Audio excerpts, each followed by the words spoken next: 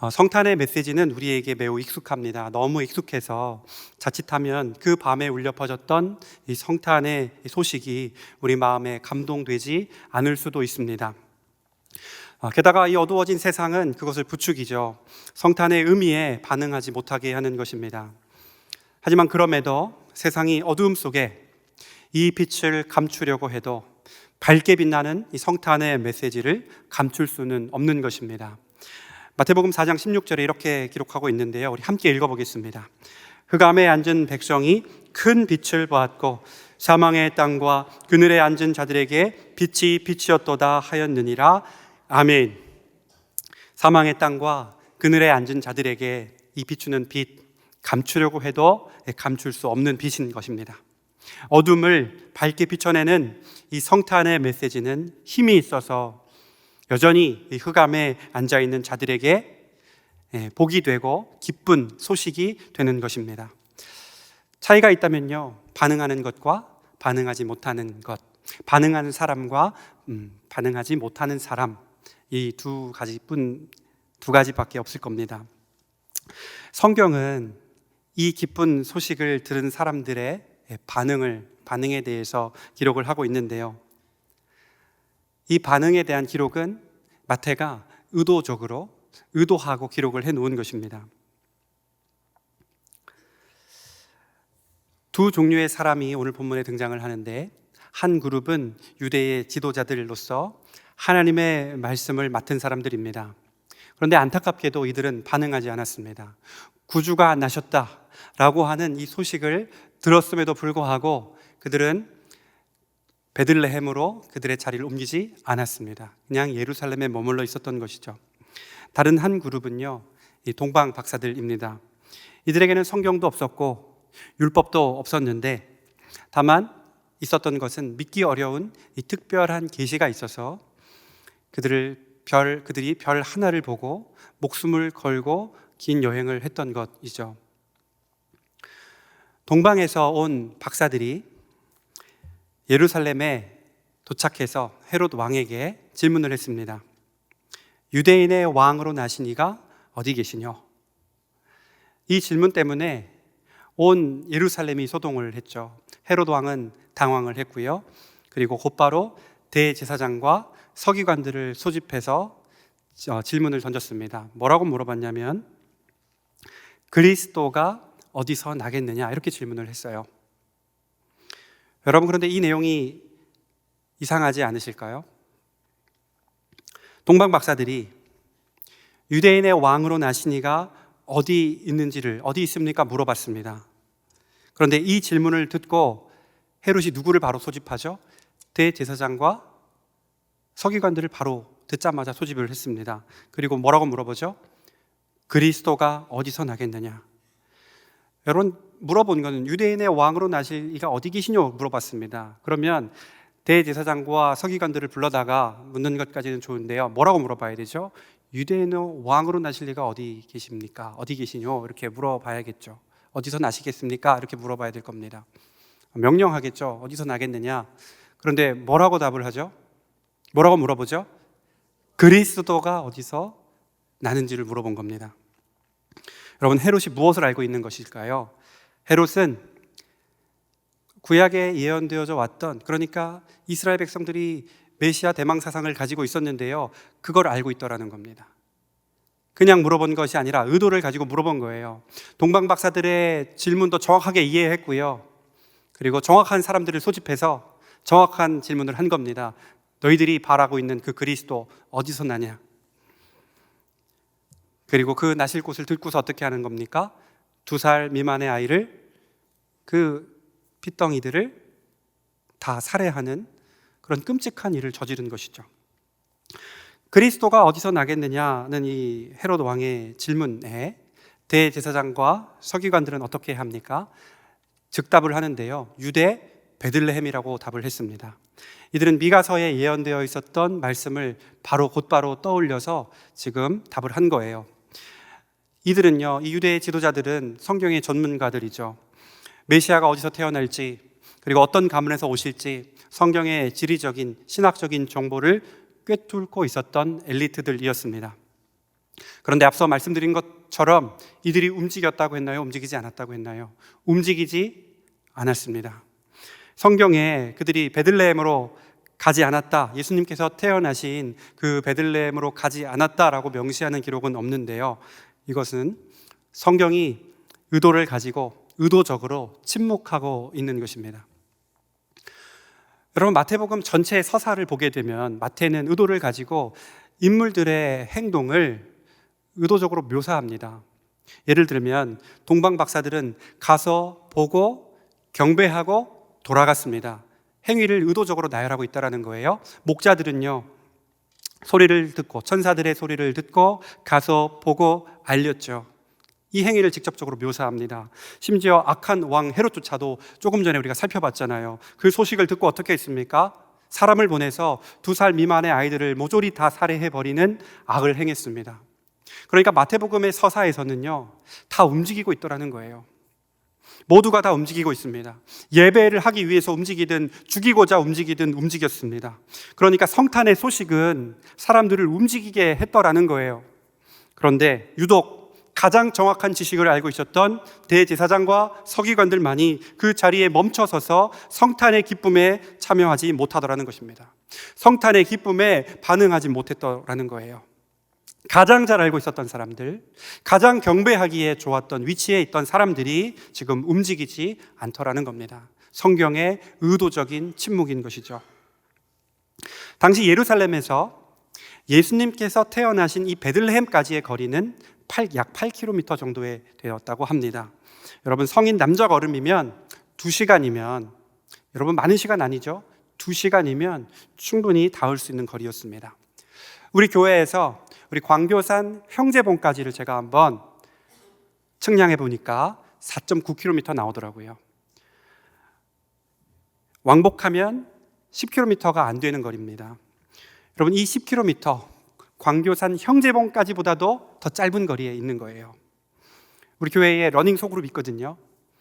네, 러닝 소그룹에서 1시간이면 충분히 갈 수 있는 그런 거리입니다. 지금 웃으시는 분들이 몇 분 계셨는데요, 네, 러닝 소그룹의 멤버들이시죠? 네, 우리 러닝 소그룹 많이 참여해 주시면 감사하겠습니다. 여러분, 큰 산을 넘거나 광활한 바다를 건너야 하는 것 아니었고요, 약간의 수고를 하면 충분히 다녀올 수 있는 거리였습니다. 그런데 가지 않았던 거예요. 왜 가지 않았을까요? 그토록 구약시대부터 대망해왔던 그 메시아가 태어났다라는 소식을, 그게 사실은 잘못된 낭보였어도 한 번쯤은 확인해 볼 만한데 가지 않았던 거예요. 핑계는 많았을 겁니다. 헤롯 왕의 눈치를 봤을 수도 있고요, 이방인 점성가들의 말을 신뢰할 수 없다고 여겼을 수도 있습니다. 혹은요, 기득권 때문이라고 생각할 수도 있어요.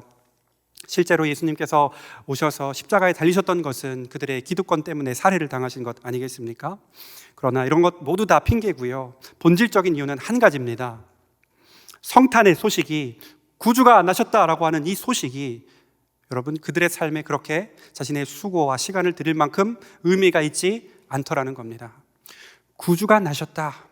여러분, 구주라는 말은 우리가 그냥 편하게 넘겨들을 말이 아니라 구원하실 분이 나셨다는 거잖아요. 구주가 나셨다. 이 사실이 의미 있게 다가오지 않았기 때문에 그들은 이 베들레헴이라고 하는 가까운 거리를 이동하지 않았던 것입니다. 얼마 전에 이 전도학교 1기를 정말 하나님의 은혜 가운데 잘 마쳤습니다. 모두가 다 같이 간증하시기를 너무나 복되었다, 은혜가 되었다라고 말씀을 해주셨는데요, 이 전도학교에서 우리 강사 목사님이 그런 말씀을 하셨어요. 자신의 삶에, 복음을 위해서, 전도하는 그 삶을 위해서 자신의 삶에 구멍을 내는 일. 여러분, 우리 멀쩡한 우리 자기 자신의 삶에 구멍을 내고 싶어 하시는 분 없으시죠? 아마 그런 분은 없으실 겁니다. 그런데 이 복음을 전하기 위해서 자신의 삶에 어떤 수고와 헌신을 가지고 구멍을 내는 것은 사실 자기 삶에 구멍을 내미 아니라 오히려 우리의 삶을 온전하게 하는 그런 역설이 있다는 것을 배웠습니다. 구멍을 내는 게 아니라 사실은 우리 삶을 완전하게 하는 그런 가치가 있다는 거예요. 여러분, 가치가 있으면 어떻게 하게 됩니까? 그 수고와 헌신을 드리게 되는 겁니다. 그런데 안타깝게도 정말 잘 알고 있었던 이 종교 지도자들이 그 가치를 몰라보고 움직이지 않았더라는 거예요. 반응하지 않았더라는 겁니다. 영적으로 깨어 있어야 됐던 사람들이 오히려 더 어두워져 있던, 그러니까 영적인 무감각 속에 빠져 있더라는 거예요. 여러분, 그런데 반대로 동방에서 온 박사들은 어떠했을까요? 성경은 그들을 박사라고 부르지만 원어의 의미는요, 우리가 생각하는 그런 점잖은 학자를 말하는 것이 아닙니다. 이 단어는 고대 페르시아나 바벨론의 이 천문 관측자, 점성가, 꿈 해몽가들을 지칭하는 말이에요. 엄중히 말하면 이방 종교의 사제들입니다. 이스라엘과 함께 할 수 없는 사람들이에요. 신명기의 율법을 보면 점성술은 가증한 것이고 금지되었던 겁니다. 그들은 언약 백성도 아니고요, 율법을 지키는 자들도 아니고 아브라함의 자손도 아니었습니다. 그러니까 철저히 믿는 사람들의 범주에는 들어올 수 없는 이방인이었던 거예요. 여러분, 그런 자들이, 이스라엘의 회중에 들어올 수 없는, 자격 없는 자들이 얼마나 먼 거리를 찾아온 것일까요?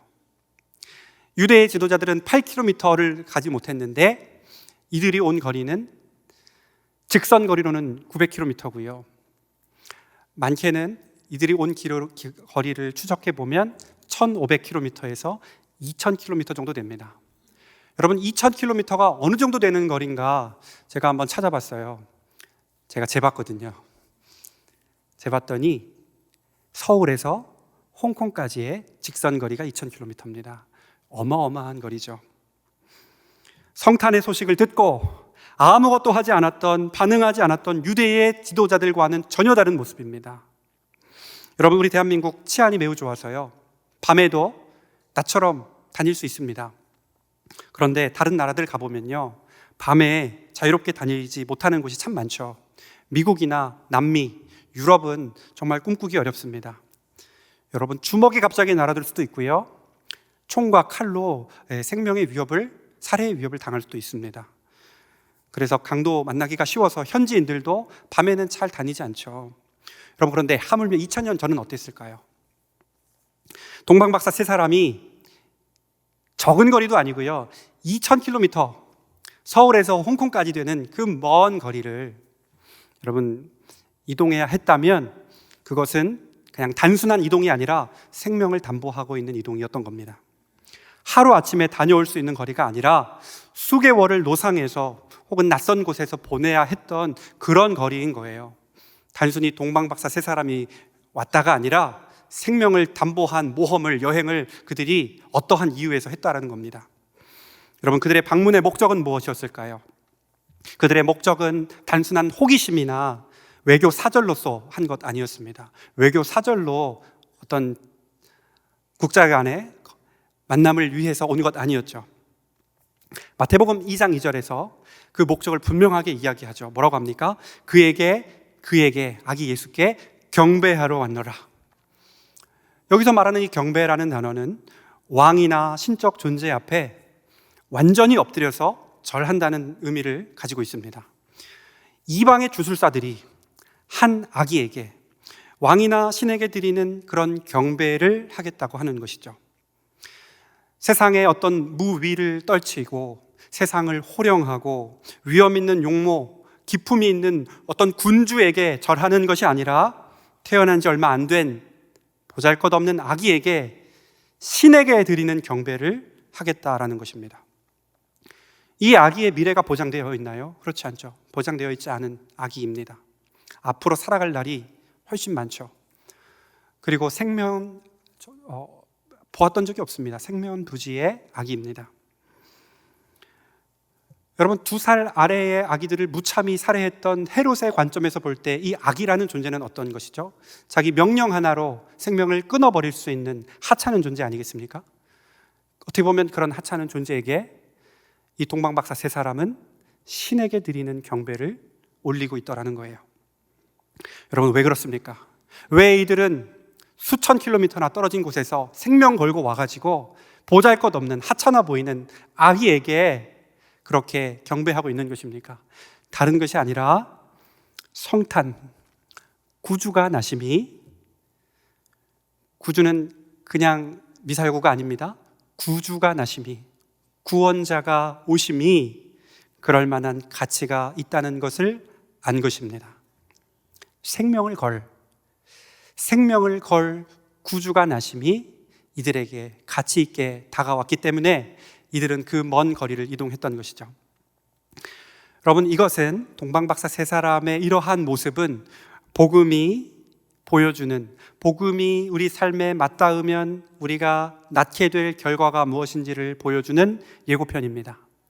복음이 우리 각 사람에게 다가와서 움직이면, 역사하면, 역동하는 힘이 되면 어떠한 삶을 나타내게 하는가를 보여주는 예고편인 것이죠. 여러분, 실제로 나중에 부활하신 복음이신 예수님을 사람들이 만나고 어떻게 됐습니까? 다 하나같이 자기 생명을 바치죠. 교회사, 2000년 교회사 가운데 수두룩빽빽한 사람들이 다 어떻게 했습니까? 자기 피를 흘리기를 아까워하지 않았습니다. 여러분, 이 한반도의 복음은 어떻게 들어왔을까요? 피 흘림이 있어서 이 한반도 땅에 복음이 들어온 줄로 믿습니다. 선교사님들이 그 가치를 알고, 주 예수의 가치가 무엇인지를 알고, 구주가 나심이 무엇인지를 알고, 그래서 피 흘려 이 땅에 복음을 심은 겁니다. 대한민국 그냥 세워진 것이 아니라 주 예수 그리스도를 믿는 사람들을 통하여서 이 나라가 건국됐습니다. 그 가치를 아는 사람들에 모여서 하나님을 찬양하겠다고 만든 나라가 사실 대한민국이죠. 여러분, 이 사실 알고 계시죠? 자신의 멀쩡한 삶에 이방인 주술사들이 구멍을 낼 이유, 자기 삶에 구멍을 낼 이유 무엇입니까? 그 아기께 충분한, 그 예수께 충분한 가치가 있기 때문에, 넘치는 가치가 있기 때문입니다. 이들은 목숨을 걸고 수천 킬로를 넘어왔고요. 오늘 본문 10절에 보니까 별을 보고, 그 별이 멈춰선 것을 보고 크게 기뻐했습니다. 여러분, 왜 이들의 기쁨이 더했을까요? 왜 이들의 기쁨이 더 커졌을까요? 다른 것이 아니라 제가 앞에 한 단어를 붙이겠습니다. 정말이라는 단어인데요, 정말 구주가 나심을 확증하게 되었기 때문입니다. 시간을 되돌려 보겠습니다. 구원이 없는 이교도의 삶에 하나님께서 어떠한 방법으로 말씀하셨고요, 그들의 삶이 흔들렸습니다. 왜 흔들렸냐면 구원이 없는 이교도의 삶에 구원의 메시지가 들어왔거든요. 놀랍게요, 믿어볼 수 없는, 믿기 어려운 사실로 이방의 신이죠, 그들의 입장에서 보면 이방의 신이 자기들에게 구원의 길을 가르쳐 준 겁니다. 여러분, 이들이 나중에 유대인의 왕으로 나실 리가 어디 계신지를 물었습니다. 이 말이 내포하고 있는 이 말의, 이 질문의 이면에는 어떤 말이 있는 거죠? 구약시대에 유대인에게만 전해졌던 구원의 복음, 생명의 복음이 어떠한 방법으로 이들에게도 전해졌다라는 것을 전제하는 겁니다. 이들이 어떠한 이유에서 유대인의 왕으로 나실 일을 알았던 거예요. 단순히 유대인의 왕을 물어보는 것입니까? 아니죠. 이들이 구약시대에 예언되었던 하나님의 말씀을 알았다라는 전제 속에서는 단순히 왕을 물어보는 것이 아니라 구주가 어디 계시냐를 물어본 겁니다. 구주, 구세주, 우리를 구원해 주실 그분이 어디 계십니까? 여러분, 지금 반신반의하면서 어떻게 보면 확인하고 있는 그런 시간인 거거든요. 그들에게 율법이 직접적으로 주어진 적은 없었어도 하나님이 이미 깨닫게 하셔서요, 특별한 방법으로, 특별히 그들의 눈높이에 맞춰서 이 별이라고 하는 수단을 사용하셨고, 그래서 하나님의 계시가 참된 것임을 조금씩 알다가 이게 정말 하나님께서 말씀하신 게 참되다라는 것을 조금씩 알아가면서 어떻게 하는 겁니까? 그제서야 짐 싸서 출발한 겁니다. 하나님께서 지시해 주신 곳으로. 무엇을 의지해서요? 별 보고, 별에 의지해서 그 작은 단서를 가지고 짐을 싸서 수천 킬로미터를 이동한 겁니다. 그들이 거처에서 떠나서 예루살렘, 그리고 예루살렘을 지나서 베들레헴에 이르기까지 하나님의 은혜가 그들과 함께 하셨거든요. 별을 보여주신 분도 하나님이시고요, 헤롯에게 가지 말라고 꿈에 지시해 주신 분도 하나님이시고, 그 앞서 먼 길을 인도해 주신 분도 하나님이시죠. 이들의 걸음마다 계시에 대한 확신과 은혜가 켜켜이 쌓이더라는 것입니다. 그들이 별을 잘 연구해가지고 그리스도를 발견한 것이 아니고요, 하나님의 전적인 은혜와 섭리 가운데 그들이 그리스도께로 인도된 것입니다. 여러분, 그렇게 되면 켜켜이 쌓이는 은혜 속에서 발걸음을 옮기다가 정말로 구주가 나심을 자신의 두 눈으로 확인하게 되면, 여러분, 그럼 어떨까요? 저는 전율할 것 같습니다. 수천 킬로미터 밖에서부터 나를 부르신 그 하나님이 정말로 구주가 나심을 내 두 눈으로 보게 하시니 10절에 그 별이 멈춰선 것을 보고 기쁘지 않을 수가 없는 것이죠. 여러분, 하나님께서는 구원의 길을 알려주셨고요, 그 길 끝에서 산을 넘고 강을 건너서 수천 킬로를 지나와서 자신의 두 눈으로 구주가 나심을 목격했을 때 그들의 확신은, 그들의 마음의 고향됨은 절정에 이르게 되고요, 우리에게 보여주셨던 그 계시가 참되구나. 그리고 앞서 말씀드렸던 것처럼 그들의 입장에서는 하나님이 이방의 신인데 이제 이방의 신이 아니라 어떻게 되는 겁니까? 나의 하나님이 되는 순간을 그 동방박사 세 사람이 마주하더라는 것입니다. 이방인인 우리에게도 구원을 베푸셨구나, 그 시간에 깨닫는 거예요. 그리고 무엇입니까? 누구를 만나요? 드디어 우리의 구주, 알게 하셨던 그 왕, 나의 왕을 만나 뵈옵는구나. 그 앞에서 그들은 전율을 하고 기뻐하더라는 것입니다. 사랑하는 여러분, 예수님이 오셨고 내가 예수를 믿어서 얼마나 내 형편이 좋아졌는가, 어떠한 보상을 받았는가로 성탄이 기쁜 것 아닙니다. 세상이 말하는 것처럼 무엇을 획득하고 내 손에 무엇인가 주어져 있기 때문에, 내가 무언가를 갖고 있기 때문에 성탄이 행복하거나 기쁜 것 아닙니다. 성탄이 기쁜 이유는 무엇입니까? 다른 사실 때문이 아니라 단순합니다. 여러분, 구주가 나셨다, 구주가 나셨다라고 하는 이 사실 때문에 우리가 기쁜 것입니다. 이 세상에서 우리가 신음하고 아파하고 고통 가운데 있었는데 당장 내 눈앞의 현실은 조금도 바뀌지 않을 수 있습니다.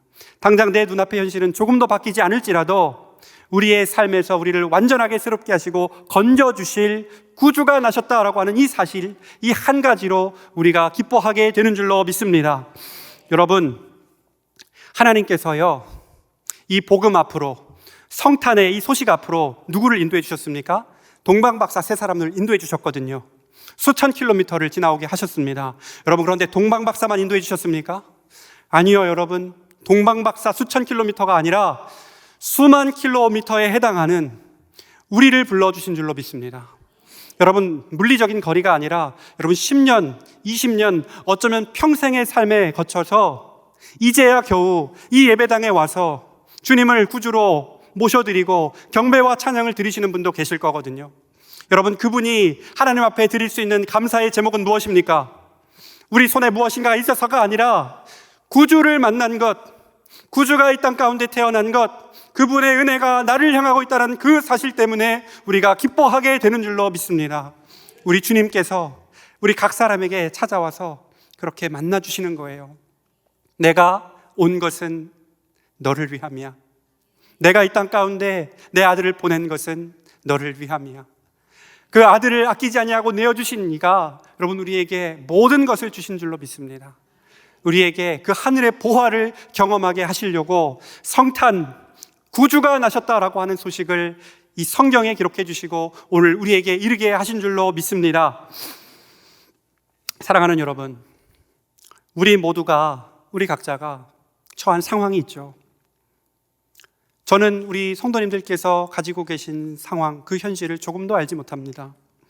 그러나 구주가 나셨다라고 하는 이 놀라우신 하나님의 말씀을 다시 묵상하시면서 앞서 말씀드렸던 그 하늘의 신령한 복, 그 아들을 주셨던 모든 것을 주기를 원하시는 그 하늘의 신령한 복을 다 받아 누리실 수 있기를 주님의 이름으로 축복합니다. 그리고 더하기는 여러분들 그 삶에서, 곤고한 그 삶에서, 그 어려움 속에서 주님이 주신 은혜로 말미암아 이겨내시는, 승리하시는 은혜가 있으시기를 더불어 축복합니다. 우리가 처한 상황과 고민, 어려움, 괴로움, 아픔, 슬픔, 이 모든 것을 뛰어넘게 하시려고 이 성탄의 소식을 우리에게 주셨습니다. 사랑하는 여러분, 동방의 박사들이 완벽한 신학적 지식을 깨달았기 때문에 그래서 기뻐한 것은 아니었습니다. 그들은 여전히 모르는 것이 너무 많았습니다. 알면 저희가 훨씬 더 많이 알아요. 그들은 아기 예수가 정확히 누구신지도 몰랐고요, 나중에 있을 예수 그리스도의 십자가와 부활도 몰랐습니다. 그런 그들에게 기쁨이 온 것은 그들이 알아서가 아닌 거예요. 그들이 많이 알아서가 아닌 겁니다. 목사가 되려면 신학교에 들어가서부터 7년 정도의 시간이 소요됩니다. 뭔가를 더 많이 알아야 하나님과 더 가까워지고, 뭔가를 더 많이 알아야 그 기쁨을 누릴 수 있다면 여러분, 우리 다 목사가 되어야겠죠. 그렇지 않습니다. 그것은 그냥 피곤한 일일 수 있습니다. 많은 것을 알아야 기쁨을 얻을 수 있다면 세상에 기쁠 사람이 별로 없습니다. 그런 사람이 아니라 지식을 많이 갖춘 하나님에 대해서, 예수 그리스도에 대해서 많이 알고 있는 신학에 정통한 사람이 아니라 어떤 사람에게 기쁨이 있는 것입니까? 주님 주신 그 메시지에 반응할 수 있는 사람이 기쁨을 누릴 수 있는 사람입니다. 구주가 나셨다, 미사여구이거나 관용어로 쓰는 그런 말이 아니라 우리를 죄에서 구원하실 분이, 우리의 삶을 완전히 새롭게 하실 분이 이 땅 가운데 어둠을 뚫고 오셨다. 여러분, 성탄의 기쁨 누구의 것입니까? 동방박사 세 사람 처음에는 그들이 받은 그 계시의 메시지가 과연 그러한가 싶었을 겁니다. 그러나 그들이 하나님의 은혜로 인도가 되었고요, 그 인도가 되는 것을 자신들의 눈으로 봤죠. 처음에는 반신반의했다가 점차 더 선명하고 더 분명하게 하나님의 일하심을 보게 된 겁니다. 그리고 자신들과 같은 이방인들에게 구원의 문을 열어 놓으셨다는 사실을 발견하게 되거든요. 그 사실을 발견했을 때요, 그들의 기쁨이 너무나 큰 겁니다. 하나님께서 인도하신 것도 놀라운데 우리에게 구원이 있구나, 너무나 기쁜 것이죠. 여러분, 성탄의 기쁨 누구에게 찾아오는 것일까요? 그 은혜의 여정에 들어가서 하나님이 우리의 삶을 인도하고 계시구나 하는 것을 우리가 발견하게 될 때 우리의 기쁨이 그 어느 때보다도 크게 되는 줄로 믿습니다. 여러분, 발견하는 사람, 그리고 앞으로 발견하게 될 사람이 그 기쁨을 누릴 수 있는데요, 정말 좋은 소식은 뭐냐면 우리가 평생을 다해도 우리가 다 발견하지 못할 만큼 하나님은 은혜의 보고를 우리 가운데 열어두셨다라는 사실입니다. 그 은혜의 보고, 그 안에서 우리 주님을 향유하실 수 있기를 주님의 이름으로 축복합니다. 말씀을 뵙겠습니다. 말씀에 정통하다고 하는 지도자들 조금도 움직이지 않았습니다. 정답을 확실히 알고 베들레헴이라고 즉답을 했지만 움직이지는 않았죠. 8km 금세 다녀올 수 있는 가까운 거리에 있었지만 사실은 그리스도와 가장 멀리 있었던 사람들이었습니다. 반대로 동방박사들은요, 정말 먼 거리에 있었던, 가장 멀리 있었던 사람들인데요, 그리스도나 율법에 대한 지식도 없고 심지어 이방인 점술가였기 때문에 이스라엘의 회중에도 들어올 수 없었던, 자격이 없었지만 그들이 아기 예수께 결국 무릎을 꿇었죠. 그들이 그렇게 할 수 있었던 것은 다른 것 때문이 아니라 단순한 한 가지 사실, 구주가 나셨다라는 말씀 때문이었습니다. 이 복음에 반응하는 사람들, 그 사람들이 예나 지금이나 그리스도 앞에서 가장 가까운 사람이 될 줄로 믿습니다. 사랑하는 여러분, 성탄절이 이제 가까이 왔습니다. 그때 무엇을 경배하고 싶으십니까? 그리고 무엇 때문에 기쁨을 누리시기를 원하십니까? 다른 것이 아니라 구주가 나심이 우리 속에 깊이 묵상이 되고 그 은혜로 감격하면서 기뻐하시기를 축복합니다. 익숙함에 파묻혀서 그리스도를 우리의 곁눈으로 보면서 사각 한켠에 스쳐 지나가는 그런 존재로 보는 것이 아니라 다시 한번 정면에 우리 그리스도를 모셔드려 보고 응시하면서 우리 주님께로 한 걸음 더 나아가실 수 있기를 원하는데요, 지식은 있었지만 반응이 없었던 서기관의 길이 아니라 자격은 없었지만 불러주신 놀라운 큰 은혜에 감격하고 구주가 나심을 기쁨으로 반응하면서 참된 경배자의 길을 걸을 수 있는 저와 사랑하는 모든 성도님들의 복된 삶이 되시기를 주님의 이름으로 축복합니다.